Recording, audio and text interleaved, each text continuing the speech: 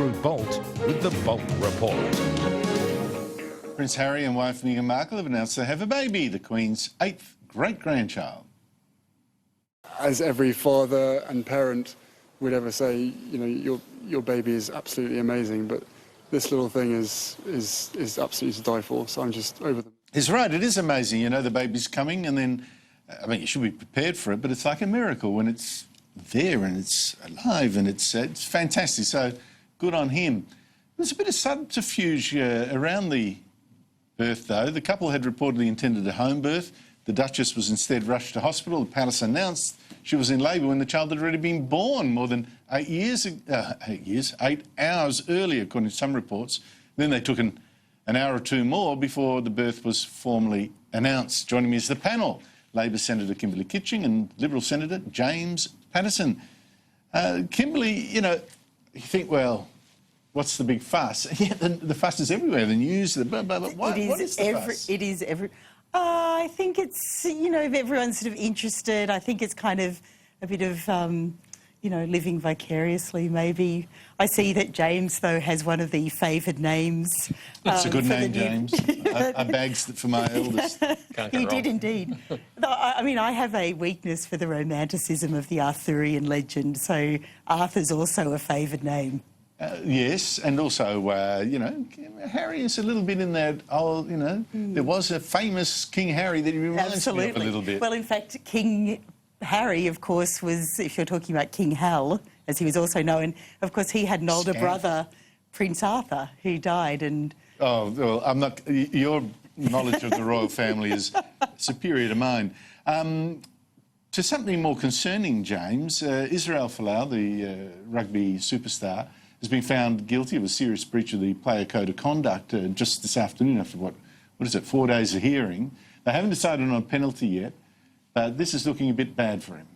Yeah, I'm troubled about this, Andrew, but I want to carefully explain why. In a free society, you or I should be free to agree to a contract where I'm bound by certain conditions in exchange for money. And if I breach the conditions of that contract, then there obviously are penalties in that contract for me. So I do support the freedom of contract in a free society.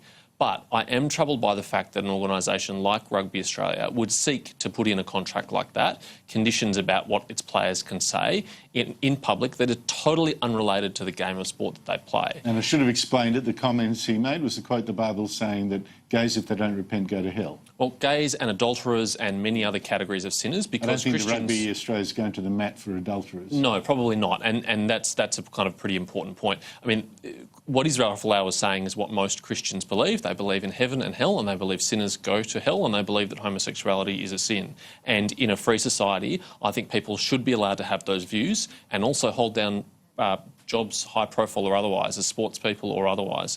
And it is a troubling thing that private organisations are trying to seek to control speech in the way that the state has previously done, and it is very worrying when they do too. Anything of this concern you? I think the private organisations are reflecting the legislation that has been passed. So they're trying to actually, I think, take that from the state and put it into a contractual situation. Why do they do but I mean, I think it's sort of a misreading of Christianity. I mean, one of the most important lessons in Christianity is love thy neighbour as you would be loved. And Use without sin. But it's not actually advocating anyone do anything to gays, adulterers, liars, whatever. And it's offensive putting them in the same bracket. I accept that. No, he's not doing that. It's just quoting the Bible. And I don't know why that should be... You can't play sport because of that. I think his language was well, I think, you know, it was extreme. I mean, both Bill Shorten and Scott Morrison have said it was extreme. I think... Fortunately, it's from the Bible. But...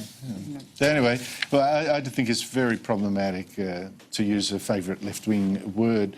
The egging of Scott Morrison today, the second politician to have that done to him in a few weeks, the headbutting of Tony Abbott, the faeces left in Tony Abbott's front door of his office today. When you go out as a Liberal, do you feel worried? I don't want to overstate this, Andrew, and I'm, relatively low profile in the scheme of things, certainly compared to people like Tony Abbott. But yes, you should see the looks that I get when I go to bars and restaurants in certain parts of Melbourne. It doesn't feel particularly welcome, and sometimes, comments are made and things are said. And I think it is worrying that that politicians and other high-profile people in public life, you're among them, do feel unsafe in some areas of our cities. I mean, we're supposed to be an open, tolerant, pluralistic society. We should be able to tolerate people having different political views to us without becoming either violent or intimidatory in the way that we've seen today. And it seems to be increasing. So there are places in Melbourne I certainly will never go because I know I'm physically not safe from the left. Do you ever feel unsafe? Look, people sometimes come up to you, but I think that any sort of resorting to violence or to, where people are abusive, I mean, that's really the expression of the inarticulate. And I think we should really have zero tolerance for this. And the reason... Surprised that Richard Di Natale, normally so strong about, violence and this and this and this, as far as I can tell, has not tweeted about it, has not commented on it. I haven't seen anything. Has anyone seen any comment from Richard Di Natale? No, I haven't, but I always feel he might be... Are you surprised? Well, I think that Richard might be, busy staving off a leadership challenge, so, he might be otherwise occupied. But people... Oh, that's good, Goss. Have you heard that? Oh, I hear it every day, Andrew. So talk of the town. Let's just destabilise it. Paul Keating yesterday, was it yesterday? I've forgotten now, I think it was. Sunday. The day before, that's right. Said that the heads of our security agencies should be sacked for warning against Chinese influence. Andrew, it's hard to overstate how gravely irresponsible Paul Keating's comments It's only Paul Keating. Were. Everyone knows he's a little off the No, he's planet. using his stature as a former Prime Minister to accuse our heads of our security agencies of being politicised and harbouring racist sentiments towards China, and that colouring the advice that they're providing to our governments. He has handed the Chinese Communist Party the greatest propaganda victory they could ever dream of in Australia, and in the process undermined our security agencies. It is an extremely concerning thing, and I have to say Anthony Albanese's failure to condemn and distance himself from it, like Bill Shorten did and Tanya Plibersek did, to their credit. Anthony Albanese basically egged it on, and that's a really. And Chris Bowen was a little ambivalent as well. What do you make of this? He should have at least declared the fact that he was on the board of a Chinese state-owned Yes, I think that is a good point. And yes, I think people should disclose, where they might have interests or conflicts of interest. There's a lot to admire about Paul Keating. I do not agree with this comment at all. Our security agencies are run by first-rate, highly professional people who are highly respected in the international intelligence community. I mean, when you look at the Five Eyes organisation, our security agencies and their officers, who, by the way, some of whom put themselves in harm's way to keep us safe, they are really well regarded.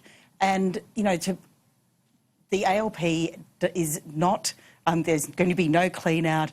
They are not Burko, as Paul said. These are really highly rational, highly well-informed. In a way, it binds Labor's hands. If you win the election, it's going to be very difficult for Labor, if they've got a genuine problem with any of the agency heads, to shift them now. And Andrew, this is third world stuff. I mean, when there's a change of leadership by coup in a South American dictatorship, they get rid of the heads of security agencies. We don't do that in a sophisticated Western liberal democracy like Australia. It's insane. Bill Shorten today came under yet more strife over his comments, refusal to give a cost on his global warming scheme. Started last night in Q&A. Here it is. That is such a dumb question to say, what does it cost, without looking at the cost of inaction? Bill Shorten said it was a stupid question to ask what the price of things was. Well, only someone who doesn't have to pay for it would say that. Surely the taxpayers want to know the cost of what your climate change policy is going to be. Yeah, I didn't mean any offence to anyone in this matter, but let's be blunt. The idea that you can have a debate about the cost of taking action on climate change without taking cost of the inaction on climate change is only looking at half the puzzle. When he talks about the not giving the cost of not acting on climate change, that presumes that Labor's going to stop droughts and stop floods and stop cyclones with its policy. It's not going to do that, though, is it? Well, I think that, we have had this discussion for many years, and I think that, you don't have to be, a Bob Brown type person. I can tell you, both James and I have been to many parts of Victoria over this election campaign, but I can tell you whether it's the brunch goers in Brighton on Sunday or the farmers in regional Victoria, do you know what they all raise? Global Climate warming, change. because the Not Liberals global- have never made a good argument against it, but I'm afraid global to run out warming, of support. climate change. Because that's the other euphemism. Kimberley, Kitching and James Paterson, thank you very much to you both. More after